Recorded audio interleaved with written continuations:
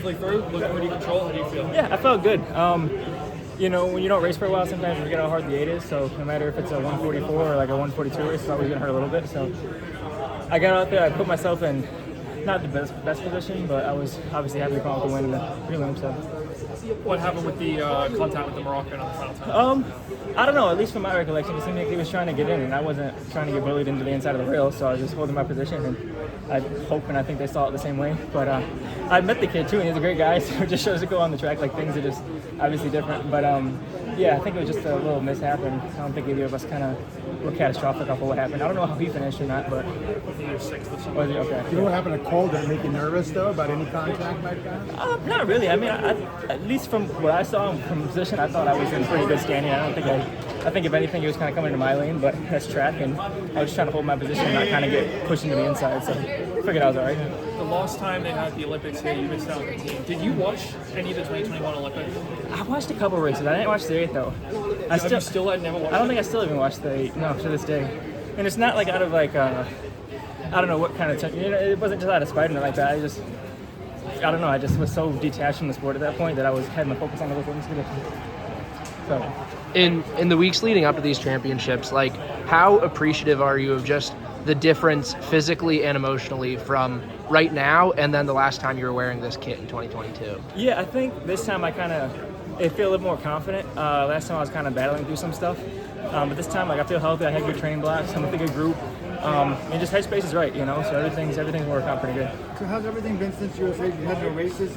Have you just been building and going in the right direction? Yeah, I wanted to go over to Europe, but some races didn't work out. But yeah, we just did what we could with the opportunity, and we just stayed in Flagstaff for the most part.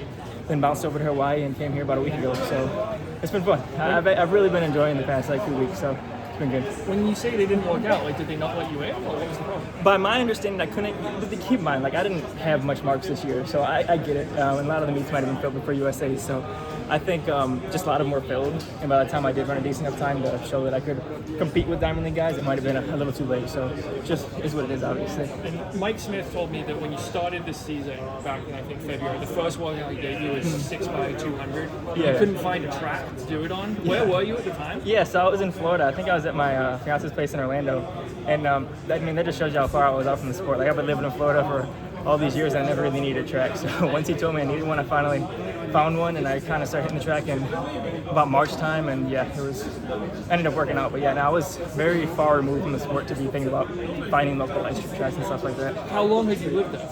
I've been in Bradenton since like 2020, 2021 or something like that. So I was down there. I moved to a different part of Florida now, but yeah, I've been in Florida for a minute now.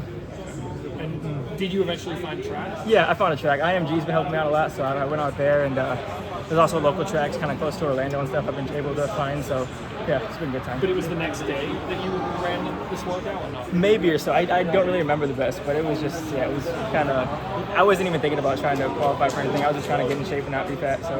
Is everything good with your body? Yeah, everything's good. Everything's healthy. I haven't been pushing myself to keep mileage low. I'm happy up in Flagstaff and happy in Florida, happy around warm weather, so everything's been good. Just a happy guy. Happy guy. Not just happy to be here. I want to compete and do the best I can, but I've been happy with what I've been able to do this year. Are you surprised that you've already PR'd this year because you have very limited training?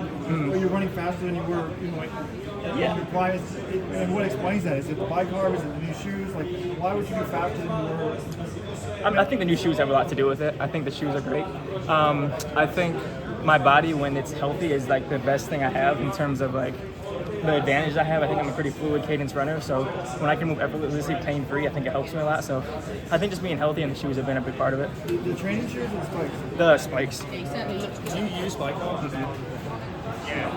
you considered using it? Not this season. I kind of hit the ground running this season, so I really didn't have much time to think about it, and I didn't want to try it this late in the season. So maybe next season I'll try it. I've heard good things. I've heard mixed reviews, so I don't know. We'll see.